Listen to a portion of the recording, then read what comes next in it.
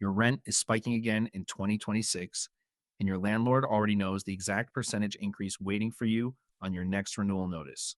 While most tenants are blindsided by these hikes, institutional investors are using a specific predictive model based on Federal Reserve interest rate cycles and hyperlocal inventory shifts. I've spent the last 6 months cross referencing this private data to map out exactly how to identify the next price surge in your specific zip code. Together, this puzzle. And there is one specific metric, a metric that almost no renter checks, that acts as a perfect crystal ball for your future rent.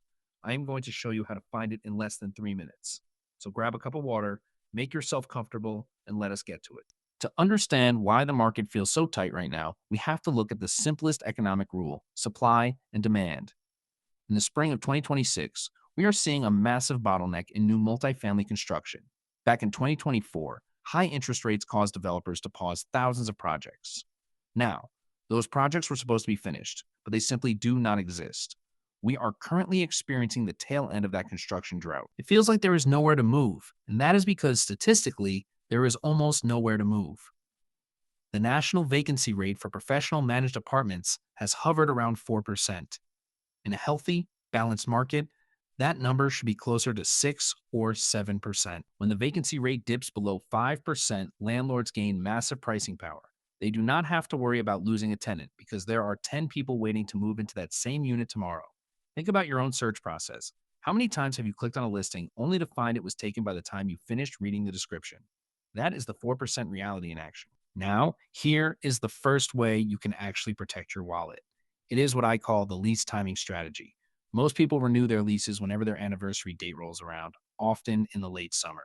But the data from the Zillow Observed Rent Index shows a clear, consistent pattern. Demand is highest in July and August. Landlords know this. They price their vacant units accordingly during those months. If you can negotiate a lease renewal that lands your expiration date in the middle of winter, usually January or February, you immediately gain leverage. I have a friend who moved from a midsummer renewal to a February renewal and saved $400 a month. Why?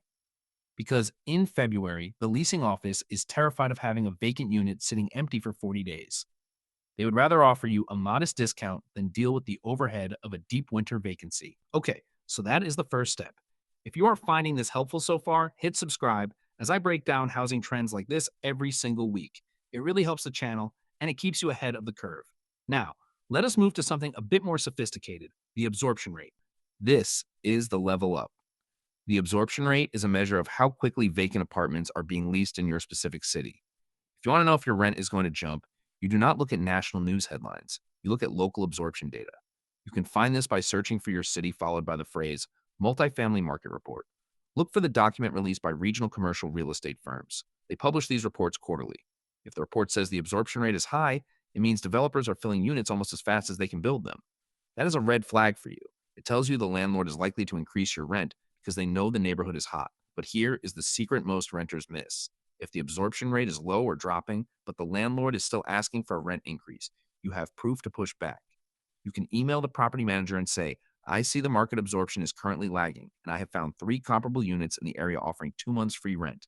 You are not asking for a favor. You are presenting market evidence.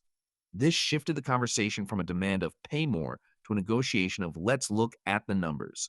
It works because it takes the emotion out of the deal. When you approach it as a business transaction, you are no longer just a tenant. You are a client. All right, remember how I said there was one piece of data that acts as a perfect crystal ball? This is the one I've been saving for you. It is called the Class A to Class B pipeline gap.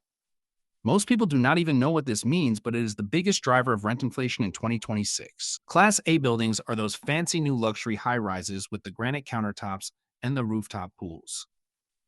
Class B buildings are the older, slightly more modest apartment complexes built in the 90s or early 2000s.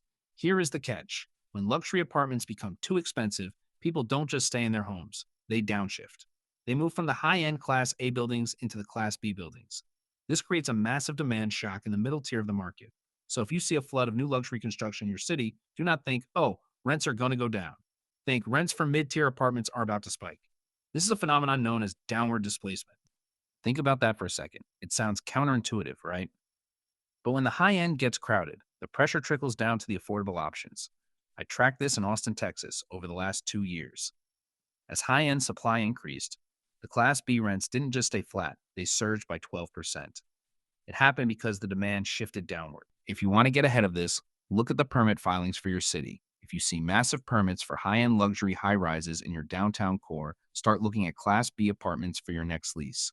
Try to sign a longer 2-year lease while the market is still adjusting before that wave of people starts downshifting and inflating the prices. That one shift alone could save you more money than the first two methods combined because it allows you to time your move before the ripple effect hits your specific price bracket. Once you see it this way, you can't unsee it. Every time you see a crane on the skyline, you're actually looking at a future rent signal for your own building. So there you go. 3 real ways to navigate the 2026 rental market, and the last one alone could change your entire financial picture for the coming year. Use the winter timing strategy to lower your leverage gap. Use local absorption reports to argue your renewals, and watch for that luxury to mid-tier pipeline gap to predict rent hikes before they happen. If you got value from this, share it with someone who is worried about their next lease renewal and subscribe so you don't miss the deep dive I have coming up next week on how to spot the best landlords before you even sign a contract. The rental market might feel like a storm, but now you have a compass. Use it wisely.